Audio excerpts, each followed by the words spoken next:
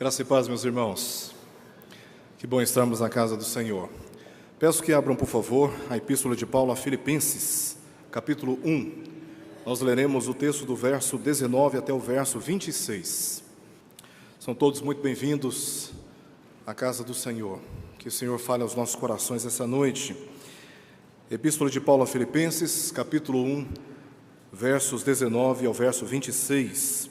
Nós lemos assim: Porque estou certo de que isto mesmo, pela vossa súplica e pela provisão do Espírito de Jesus Cristo, me redundará em libertação, segundo a minha ardente expectativa e esperança de que em nada serei envergonhado. Antes, com toda a ousadia, como sempre, também agora, será Cristo engrandecido no meu corpo, quer pela vida, quer pela morte. Porquanto para mim o viver é Cristo e o morrer é lucro. Entretanto, se o viver na carne traz fruto para o meu trabalho, já não sei o que lhe hei de escolher. Ora, de um e outro lado estou constrangido, tendo o desejo de partir e estar com Cristo, o que é incomparavelmente melhor. Mas, por vossa causa, é mais necessário permanecer na carne. E convencido disto, estou certo de que ficarei e permanecerei com todos vós, para o vosso progresso e gozo da fé, a fim de que aumente, quanto a mim, o motivo de vos gloriardes em Cristo Jesus, pela minha presença de novo convosco. Oremos. Senhor Deus, estamos na Tua presença, porque o Teu Filho é quem intercede por nós. Todos nós merecíamos e merecemos a justa condenação eterna, mas aprove ao Teu amor, a Tua graça, enviar o Teu Filho Jesus Cristo para interceder por nós. A sua morte foi eficaz, e agora na Tua presença, Senhor, Te rendemos louvores e abrimos os nossos corações para ouvirmos a Tua doce voz. Que o Senhor, ó Deus, fale aos nossos corações, nos edifique e nos ensine como viver na Tua presença. Nós oramos por isto, em nome de Jesus. Amém. Meus queridos irmãos, o meu sogro e minha sogra, eles moravam aqui perto, no Crimeia Oeste. Resolveram mudar dessa região depois de muitos anos e foram para o setor Bueno. Logo depois que eles mudaram, eu não usava GPS, eu não usava nenhum tipo de orientação, a não ser um outdoor que tinha próximo do prédio onde eles moravam. Então eu subia a Avenida T4 e ficava observando a chegada do outdoor. Quando chegava ali, eu virava à esquerda e logo chegava no prédio onde eles estavam morando.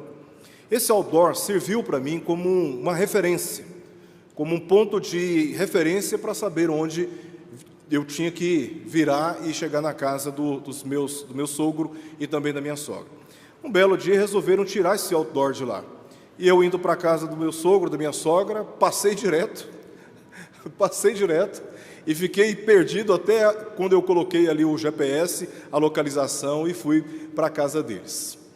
Porque a referência foi tirada. Essas referências que temos na nossa vida, nos nossos relacionamentos, têm essa importância de certa forma, conduzir a nossa vida, mostrar onde nós devemos andar. Nós temos o Senhor Jesus Cristo como um exemplo maior para as nossas vidas. Mas Deus também proveu para nós, abaixo do Seu Filho Jesus Cristo, muitos exemplos nas Escrituras, que olhando para elas, nós obtemos inspiração, obtemos direção e somos conduzidos pelo testemunho dessas pessoas. Uma das pessoas que nós temos nas Escrituras, que serve para nós como uma referência para a vida cristã, para o cumprimento da missão que Deus deu a todos nós como igreja, é o próprio apóstolo Paulo. O texto que nós lemos mostra como o testemunho do apóstolo Paulo é inspirativo para vivermos uma vida consagrada e inteiramente consagrada a Ele, ao Senhor. Esta é a terceira mensagem que eu estou trazendo à igreja com base na Epístola de Filipenses. O propósito desta exposição, de toda a epístola, é instruir a igreja, é lançar para a igreja a doutrina da alegria fundamental. Aquela alegria que nos dá condições de suportar todas as circunstâncias, as mais variadas, favoráveis e hostis, na manutenção da nossa fé, não apenas da nossa profissão de fé, mas também do nosso comprometimento com a vida com base na fé que nós professamos com os nossos lábios. E essa alegria não é aquela alegria que nós promovemos nas circunstâncias da nossa vida, com comidas, com encontros especiais, com brincadeiras, com piadas, com passeios, com aquisição de bens. Tudo isso traz uma certa alegria para nós, mas é uma alegria provisória. A alegria que Paulo traz como doutrina nessa epístola é a alegria fundamental. Ela tem uma fundamentação com a eternidade e não com a vida temporária. A alegria circunstancial que nós podemos criar nas nossas condições de vida são alegrias provisórias, passageiras. Ao mesmo tempo que nós podemos estar alegres, nós podemos experimentar profunda dor e tristeza. Esta alegria que o apóstolo Paulo transmite no seu ensino e também com seu exemplo, é um dom do Espírito Santo, algo que ele vai descrever depois, mais adiante, aqui nessa epístola. Essa alegria é aquela alegria que vem como resultado da nossa relação com a própria pessoa do Senhor Jesus Cristo. Essa é uma alegria que suporta toda e qualquer circunstância da vida. E o testemunho do apóstolo Paulo exemplifica exatamente esta alegria. Ele estava preso em Roma, privado da liberdade e submetido a sofrimentos por causa do Evangelho de Jesus Cristo. Ele estava pregando o Evangelho e por causa desse Evangelho ele foi aprisionado, tendo sido submetido a muitas torturas antes dessa prisão em Roma. No entanto, ele estava experimentando alegria por tudo aquilo que estava acontecendo. É isso que nós lemos aí no verso 18, na parte final. Ele diz: também com isto me regozijo, sim, sempre me regozijarei. Ele não se deixava abater no tocante àquilo que ele entendia ser a missão da sua própria vida, porque a sua esperança sempre esteve no Senhor, que estava dirigindo a história da sua vida. Parecia, talvez, que o ministério da pregação do Evangelho, naqueles dias, através da instrumentalidade de Paulo, já estava interrompido e não havia mais esperança. Mas ele se regozija na cadeia. Ele já tinha passado por outras prisões, lá em Cesareia, lá em Filipos, mas em nenhum desses momentos ele viu o Evangelho ser silenciado. Pelo contrário, ele viu o Evangelho avançando ainda mais. Aliás, é isso que ele diz no final do verso 12, que todas essas coisas que estavam acontecendo com ele estavam, na verdade, contribuindo para o progresso do Evangelho. Nada pode silenciar a voz do Evangelho. Nada pode impedir que o Evangelho avance. E Paulo tinha exatamente essa percepção da vida. Era assim que ele interpretava a vida que ele estava vivendo. Deus estava conduzindo a sua história. Deus estava conduzindo a sua vida. Ele diz no verso 12, na parte A, sobre coisas que haviam acontecido com ele. Quando nós vamos para o capítulo 20 de Atos, nós lemos ali que Paulo foi acusado falsamente de ter introduzido um gentio no templo. Essa falsa acusação suscitou as multidões para que agarrassem Paulo e o torturassem. Ele foi aprisionado e nesta prisão ele apelou para que fosse julgado por César. Ele até teve uma oportunidade de discursar para aquelas multidões, mas não adiantou. Ele passou por vários tribunais, depois foi levado para Roma, no caminho sofreu um naufrágio, e ali, antes mesmo de ser levado para Roma, o próprio Senhor Jesus lhe apareceu e disse, segundo o relato de Atos 23, verso 11, coragem, pois do modo porque deste testemunho ao meu respeito em Jerusalém, assim importa que também o faças em Roma. Então, tudo o que estava acontecendo com Paulo em Jerusalém estava, na verdade, obedecendo exatamente um plano que Deus estava conduzindo para a história de sua vida. Assim, com todos nós, passamos por determinadas circunstâncias da nossa vida, nós não conseguimos entender muitas dessas coisas, mas Deus sabe exatamente para onde Ele está nos levando. Ele sabe exatamente o que Ele pretende fazer. E Paulo estava ali encorajado pelo próprio Senhor Jesus, foi para Roma e ali, em Roma, nessa condição, ele escreve esta epístola e remete para a igreja de Filipos, a fim de encorajar aqueles crentes e demonstrar com seu testemunho como a confiança daquela igreja deveria estar fundamentada na verdadeira alegria, a alegria fundamental que provém da nossa relação com Cristo Jesus, o nosso Senhor. Então, ele ali encoraja a igreja pelo engrandecimento de Cristo e não pelo engrandecimento próprio. Aliás, ele diz aí no verso 18, que ele não estava preocupado se o evangelho estava sendo pregado por verdade ou por pretexto, quando pessoas estavam usando daquela situação, da sua prisão, para tirar vantagem própria. Paulo está dizendo: o que importa é que o evangelho seja pregado, o evangelho fiel de Jesus Cristo, o testemunho fiel de Jesus Cristo. Ele não estava preocupado com a sua reputação, ele não estava preocupado consigo mesmo, ele estava preocupado, na verdade, era com o engrandecimento do Senhor Jesus Cristo. De maneira que o testemunho que Paulo dá a respeito de si mesmo, nesta passagem, como eu disse, serve de encorajamento para todos nós, a fim de vivermos a vida com o foco certo, na direção certa, sem nos deixar esmorecer pelas provações pelas quais muitos de nós temos que enfrentar, se é que já não estamos enfrentando. E aqui no verso 19, Paulo mostra uma expectativa que ele tinha. Ele diz o seguinte: porque estou certo de que isto mesmo, pela vossa súplica e pela provisão do Espírito de Jesus Cristo, me redundará em libertação. Paulo estava aguardando o julgamento em Roma. O resultado desse julgamento parecia ser incerto. No entanto, afirmou: eu estou certo de que isto mesmo me redundará em libertação. Poderia ser libertação da cadeia, como poderia ser libertação do corpo, da corrupção, a fim de partir e estar com Cristo. Mas ele confiava que Deus estava dirigindo a sua história de maneira que ele seria liberto. É por isso que ele diz: eu estou certo que todas essas coisas redundará na minha libertação. E aqui ele indica para nós dois meios que Deus usa para abençoar a sua vida, usou para abençoar a sua vida. Ele disse, pelo seu testemunho, que Deus estaria usando meios humanos e meios divinos. O meio humano que Deus haveria de usar seria as súplicas da igreja. Veja o que ele diz aí no verso 19 ainda: pela vossa súplica. Então ele reconhece que Deus usa sim as orações do povo de Deus a favor daqueles que pregam o evangelho. Paulo, pelo texto que nós lemos aqui no capítulo 1, era um homem de oração, era um homem dedicado a falar com Deus. Ele não hesitava em pedir a Deus e de agradecer a Deus pela igreja.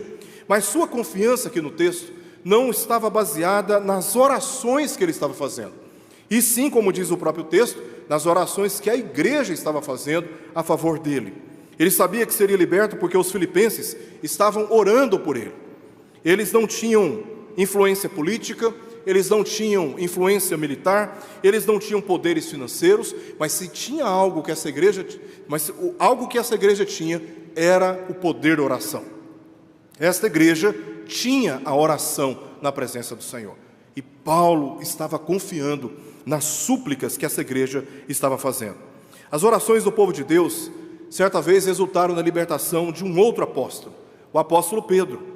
Ele foi perseguido pelo rei Herodes e preso por causa da pregação do evangelho. E lá em Atos capítulo 12, verso 5, nós lemos o seguinte texto: Pedro, pois, estava guardado no cárcere, mas havia oração incessante a Deus por parte da igreja a favor dele. E nós conhecemos bem a história. Um anjo visita o apóstolo Pedro naquele cárcere, rompe os grilhões que caem por terra, a cela se abre, o próprio anjo dirige o apóstolo Pedro para fora daquela prisão, que, libertado daquela prisão, foi até a casa de Maria, mãe de João Marcos. E ali diz o texto que Pedro encontrou muitas pessoas congregadas e estavam orando. Atos 12, verso 12. Enquanto a igreja estava orando, Deus instrumentalizou aquelas petições, aquelas súplicas, e libertou o seu servo do cárcere. E Paulo sabia que seria liberto porque os filipenses estavam orando por ele. Então, a convicção que Paulo tinha, a confiança que Paulo tinha nas orações da igreja, não era uma falsa convicção, não era uma falsa confiança, era uma verdadeira confiança. Ele entendia não apenas a importância da oração, mas ele também entendia a importância da oração da igreja reunida, suplicando a Deus a favor da sua vida. Mas ele tinha confiança de que seria liberto não apenas pelas súplicas desta igreja, mas também, como diz o texto, pela provisão do Espírito de Jesus Cristo. A.W. Tozer foi um pastor americano renomado que faleceu em 1963. No seu livro Vivificados no Espírito, Tozer lamentou que em determinadas igrejas, se o Espírito Santo fosse removido, essas igrejas continuariam seus negócios, suas tarefas, suas atividades, sem perceber que o Espírito Santo não estava mais entre elas.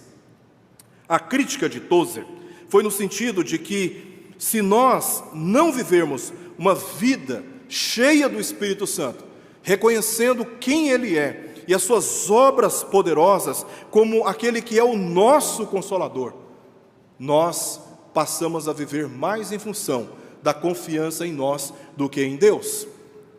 Essa é a crítica que Tozer faz no seu livro. E aqui Paulo está reconhecendo que o Espírito Santo, como aquele que foi enviado da parte de Jesus Cristo, ou seja, o Espírito de Jesus Cristo, que vem da parte de Jesus Cristo, é o Consolador.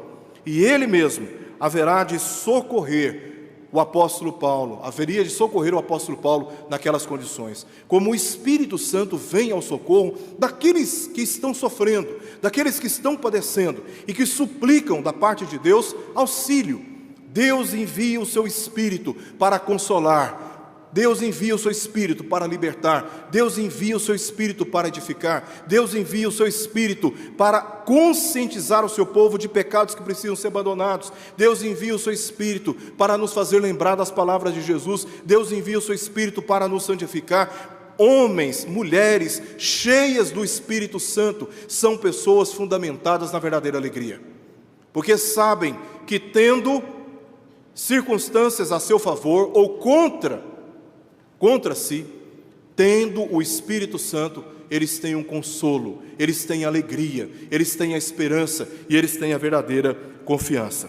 Por isso Paulo estava confiante de que seria liberto por causa da ação do Espírito Santo em conjunto com as súplicas da igreja de Filipos. E a partir daqui, versos 20 adiante, nós vemos Paulo estabelecendo duas prioridades.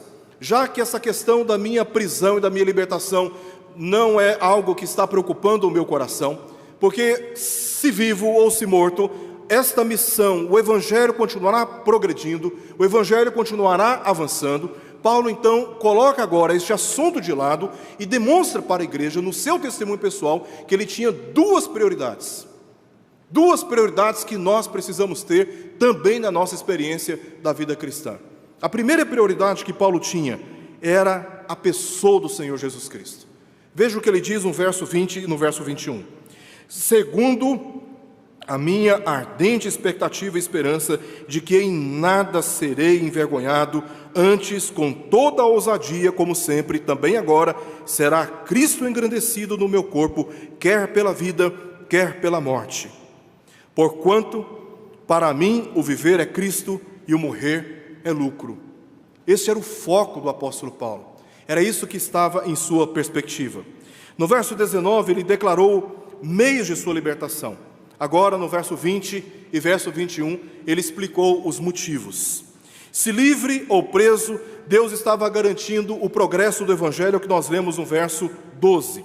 Paulo estava certo de que, vivo ou morto, Cristo seria engrandecido e que, independente da sentença judicial contra ele, diz o texto, em nada disto ele seria envergonhado, porque tudo o que fez foi atender o chamado de Cristo e dar fiel testemunho a respeito do Senhor Jesus.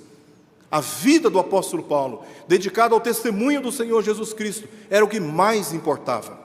O resultado disso, se libertação, se prisão, isso não fazia parte da sua preocupação. Meus irmãos, geralmente a vergonha é definida como uma emoção que afeta a nossa consciência com culpa ou com a desonra. E aí nós nos sentimos acuados, envergonhados, nós nos sentimos reprovados, envergonhados, nós nos sentimos desonrados ou rejeitados. Mas o entendimento desta palavra no texto grego, aqui nessa passagem, não diz respeito a esse sentimento de culpa ou de desonra. A palavra tem um sentido de decepção. Em outras palavras, Paulo está dizendo, no tocante ao testemunho que eu tenho dado fielmente a respeito de Jesus, independente dos resultados que isso está gerando para a minha vida, eu sei que em nada disto eu me decepcionarei. E ele não tem essa preocupação de ser decepcionado, porque a sua expectativa estava na direção correta de que o Evangelho seria pregado, quer preso ou livre, vivo ou morto, por pretexto ou por verdade, porque esta missão era do Senhor e ele era apenas um servo. Verso 1 do capítulo 1. Esta missão é uma missão que está sendo dirigida pelo Senhor Jesus. E não tem homem na face da terra, com poder ou ausente de poder, sem poder, capaz de impedir essa missão de ser cumprida. O testemunho de Jesus Cristo será dado entre todas as nações. E é por isso que Paulo não está aqui preocupado se vivo ou se morto. Ele, pelo contrário, mostra a certeza de que em nada daquilo que ele estava pregando, ele seria decepcionado, ele seria desonrado ou envergonhado, porque esta missão seria cumprida. Apesar de estar preso, vivo ou morto, esta missão seria cumprida. E era isso que alimentava a expectativa de Paulo na sua vida. E isso deve alimentar a alegria no nosso coração. Que apesar de nós, apesar dos eventos que nos cercam, Deus haverá de cumprir cabalmente cada um dos seus planos. E nada pode frustrar os seus desígnios, porque Ele soberanamente está conduzindo a história da nossa vida. Este era o sentimento de Paulo. E confiado no Senhor, não em si, confiado no Senhor, não nos homens, ele diz: eu estou certo de que em nada serei envergonhado, em nada estarei decepcionado, porque Deus está cumprindo a sua missão e ela chegará ao fim que Ele mesmo determinou. Então, se fosse preso, liberto da prisão, se fosse sentenciado à morte por causa do Evangelho, não tinha nada a perder. É por isso que ele diz no verso 21, porquanto para mim o viver é Cristo, o morrer é lucro. Ele não tinha nada a perder, porque Cristo era a sua prioridade, Cristo era o seu foco. E nós às vezes perdemos coisas materiais, às vezes nos decepcionamos com pessoas, às vezes por não termos alcançado certos objetivos nessa vida, nós tratamos a vida como se ela tivesse perdido o seu valor, como se não tivesse mais nada a fazer, como se a esperança tivesse nos abandonado. E isso geralmente acontece quando nós não temos a nossa expectativa no lugar certo. E Paulo está dizendo: a minha expectativa está no Senhor, de maneira que, vivo ou morto, eu só tenho a ganhar, porque o viver é Cristo e o morrer é lucro. Eu tenho aquilo que é mais precioso, que é o próprio Senhor Jesus na minha vida. E nada, absolutamente nada, pode mudar aquilo que Ele tem me dado. Então, Paulo deixa bem claro que Cristo vivia nele, e ele vivia pela fé em Cristo, conforme ele mesmo diz em Gálatas 2:20, e assim continuaria. Ele continuaria assim. Se vivo, ele vai continuar crendo em Jesus e servindo o Senhor Jesus. Se morto, isto não lhe seria perda ou desonra, mas uma recompensa, porque morrer em Cristo é lucro. Aliás, ele diz aí mais adiante no verso 23, que estar com Cristo é incomparavelmente melhor. Hoje de manhã, nos meus momentos de oração, acordo e já na cama começo a orar, e enquanto eu estava no meu momento particular com Deus, estava meditando na volta do Senhor Jesus. E imaginando, porque só tem uma imaginação, né? Além do testemunho da Escritura, eu fico tentando degustar um pouquinho daquilo que é estar com Cristo, e comecei a meditar como será maravilhoso quando nós partirmos e estarmos com Ele. Como será maravilhoso. E eu já levantei da minha cama já super animado, porque não tem bem mais precioso para a vida de um cristão do que a esperança de estar com Cristo. Então, meus irmãos, enquanto esse dia não chega, nós vivemos pela fé na pessoa de Jesus Cristo, e tudo o que nós temos a oferecer para este mundo é este testemunho de que Ele está vivo e que Ele está voltando. Paulo está deixando bem claro que viver é Cristo, ou seja, na dependência do testemunho de Cristo, e o morrer é lucro, porque estar com Ele é incomparavelmente melhor. Cada pessoa vive para alguém ou para algo. Nesse sentido, a vida pode significar simplesmente nascer, crescer, casar, ter filhos, envelhecer e morrer. Este ciclo, apenas isto.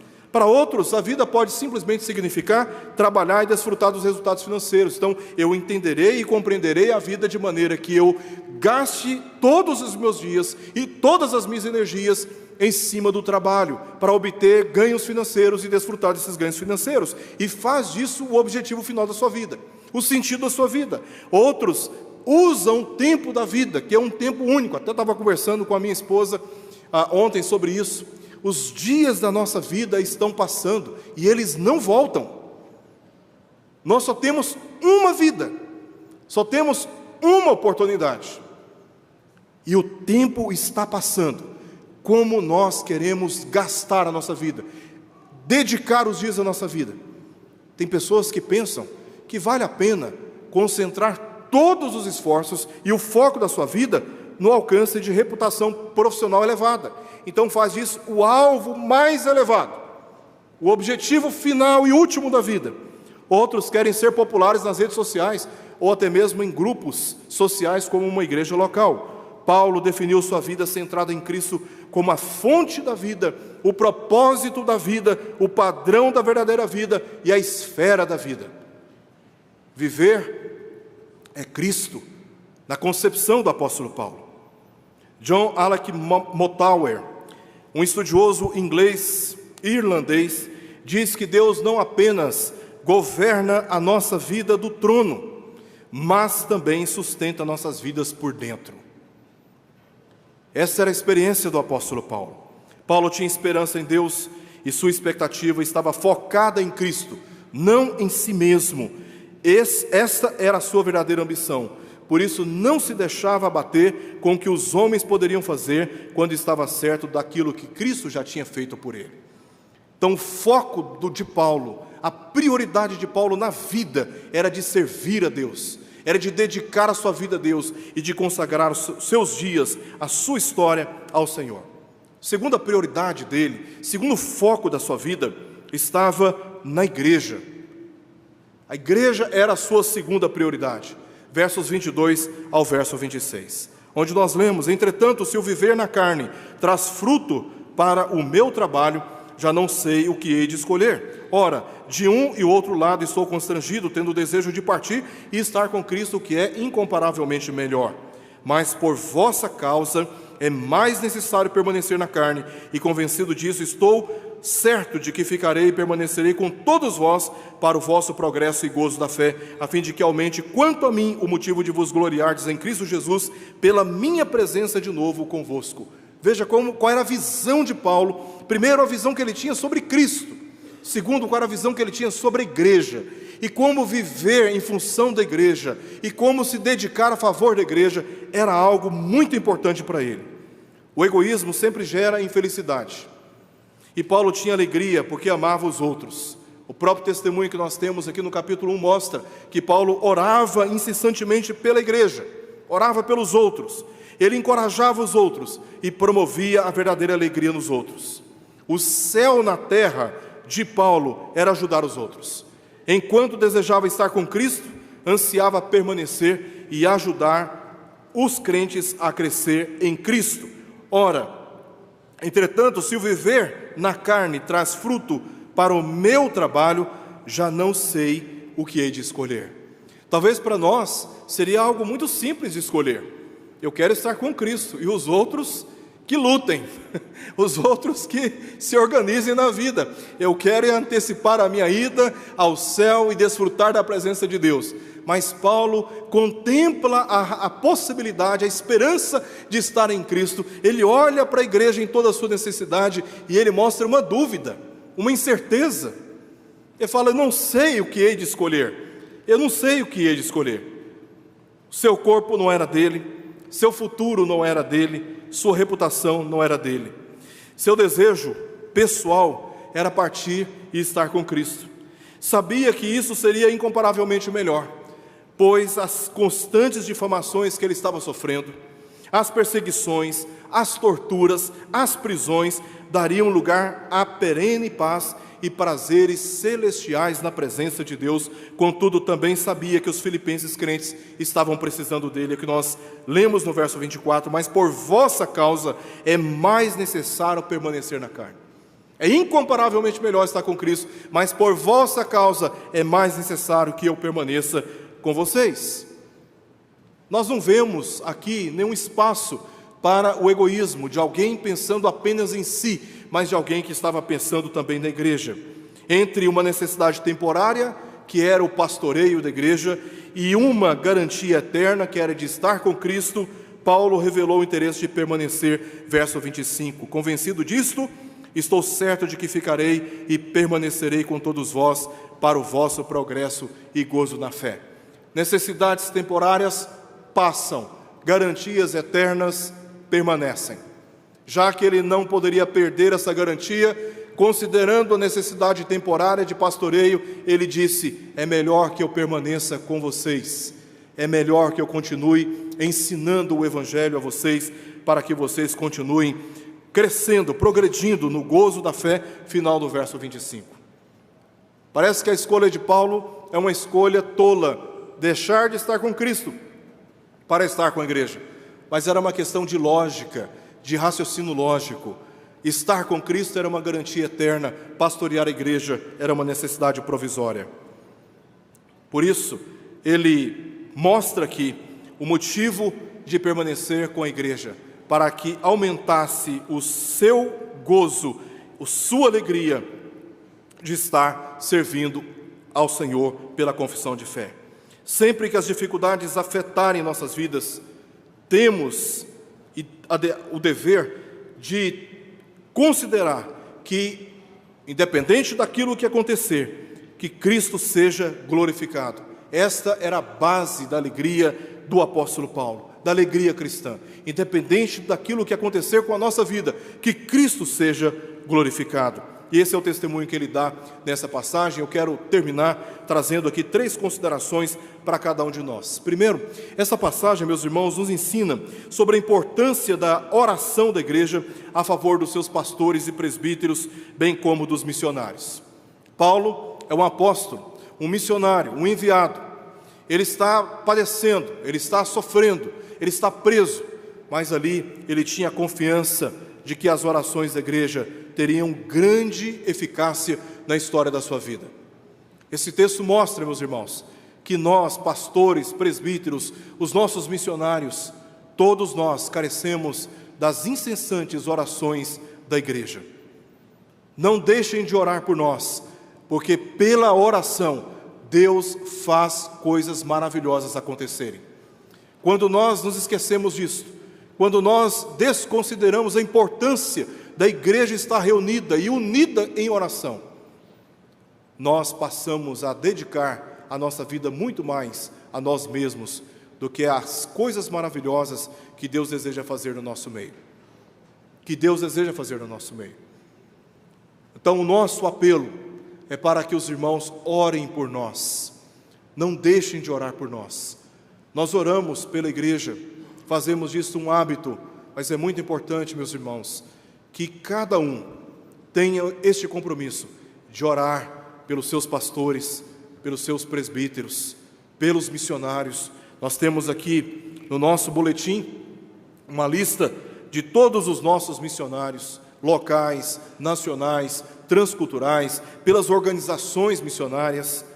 É através da oração, meus irmãos, que nós poderemos ver maravilhas acontecerem no nosso meio. Então, um apelo que eu faço aos irmãos, um apelo que eu faço a todos os irmãos, é que orem por nós, para que Deus realize a sua vontade. Em segundo lugar, a igreja representa a missão de Cristo, portanto, ela deve ser a prioridade de todos aqueles que servem nela. O apóstolo Paulo dá testemunho sobre a importância da igreja para a sua vida, e como ele vivia o seu ministério, preocupado com a igreja, pensando na igreja. Em nossos dias, a igreja, infelizmente, é usada por alguns líderes no Brasil como um trampolim para enriquecimento e promoção pessoal, mas não é isto que vemos no testemunho de Paulo. Paulo orava continuamente pela igreja, ele pregava firmemente o evangelho à igreja, e tudo o que fazia pela igreja tinha expectativa de que a igreja aprovasse as coisas excelentes e fosse apresentada sincera e inculpável para o dia de Cristo. É isso que nós lemos no verso 1 do capítulo 1. Tudo que Paulo fazia era pensando na igreja, era no bem da igreja, era no bem dos seus irmãos, das suas irmãs, das crianças que estavam sendo encaminhadas pelo caminho da verdade. Tudo estava dirigido e direcionado para a igreja, pensando na igreja. A igreja não pode ser usada como meio de promoção pessoal. A igreja não pode ser usada como meio de cultivo de vaidades pessoais. A igreja não pode ser usada como meio de extorsão, de extorquir dinheiro das pessoas. A igreja não pode ser usada para fins egoístas, carnais, perversos. A igreja, ela foi comprada pelo precioso sangue de Cristo, e todos aqueles que servem a igreja devem ter as suas vidas alinhadas com o testemunho de Cristo Jesus, serem abnegados, consagrados e dedicados, sem hesitar em atender às suas necessidades em toda e qualquer circunstância, mesmo que isso redunde em prejuízos pessoais. E o testemunho do apóstolo Paulo nos mostra, meus irmãos, a confiança que ele tinha nas orações da igreja, para que Deus lhe socorresse e cumprisse a sua vontade na sua vida. O testemunho do apóstolo Paulo mostra a importância da igreja para a sua vida, mas o testemunho do apóstolo Paulo também mostra que a sua vida e a nossa vida devem estar centradas na pessoa de Jesus. Assim como Paulo, precisamos ter o cuidado de manter os olhos no bem que Deus promove através das nossas provações. Gordon Fee diz que este foi um dos melhores momentos do apóstolo Paulo. E por quê? Porque através das mais variadas circunstâncias que a vida nos impõe, como relatado aqui no capítulo 4, versos 11 ao verso 13, Deus promove em nossas vidas a maturidade que necessitamos. Talvez se nunca tivéssemos passado por provações, seríamos hoje pessoas mais insensíveis, egoístas. Mas justamente por causa das provações, o apóstolo Paulo atingiu a maturidade que nós lemos, e eu peço para que os irmãos abram, por favor, Filipenses capítulo 4, verso 11 ao verso 13. Ele diz: digo isso não por causa da pobreza, porque aprendi a viver contente, satisfeito em toda e qualquer situação. Tanto sei estar humilhado, como também ser honrado. De tudo e em todas as circunstâncias já tenho experiência, tanto de fartura como de fome, assim de abundância como de escassez. Tudo posso naquele que me fortalece. Seu vigor não estava em nenhuma dessas circunstâncias. E essa é a maturidade para a qual todos nós precisamos caminhar, de termos a nossa confiança em Cristo e em nenhuma outra circunstância da nossa vida. Porque se você confiar em pessoas, se você confiar nas suas riquezas, no seu emprego, se você confiar no seu diploma, se você confiar na sua saúde, você certamente será decepcionado. Mas se você confiar em Cristo, aquele que verdadeiramente dirige os seus passos, você não pode ser frustrado, porque o Senhor sabe o que é melhor para cada um de nós. Como crianças espirituais, fazemos chantagens emocionais, disputamos poder com os nossos irmãos, não aceitamos perder uma discussão, nos tornamos vingativos, consideramos tudo perdido por causa de determinadas dificuldades. Mas quando amadurecemos, descobrimos que todas essas coisas são vaidade e que nada disso vale a pena perder o amor e a comunhão com os nossos irmãos, porque a nossa esperança não está nessa vida, e essa vida não consiste na abundância de vantagens terrenas. Vivemos para promover a glória de Cristo, não a nossa própria glória. Nós vivemos para Cristo. Era isto que Paulo entendia, que Cristo deve ser honrado no nosso corpo. Se temos que viver, que Cristo seja honrado na nossa vida. Se temos que morrer, que a nossa morte seja para a honra de Cristo. Como seria muito mais alegres se aprendêssemos a fazer o que Paulo fez, procurando cuidadosamente e intencionalmente as boas coisas que o Deus soberano está realizando em meio das nossas dificuldades, mantendo as coisas boas em foco, aquilo que Deus está fazendo. Embora não consigamos compreender todas as coisas em torno de nós, nós temos uma certeza: Deus está à frente da nossa vida, e a nossa vida deve ser focada na pessoa de Jesus e para a glória do Senhor Jesus. Que essa seja a inspiração para a nossa vida, olhando o testemunho do apóstolo Paulo nessa passagem, que a minha vida e a sua vida sejam vidas focadas na pessoa de Jesus. E quando nós temos este foco, não tem nenhuma circunstância capaz de tirar a nossa motivação de continuar servindo ao Senhor com base na fé que nós professamos nele. Que isso seja para a honra do Senhor e para a edificação da igreja. Vamos orar?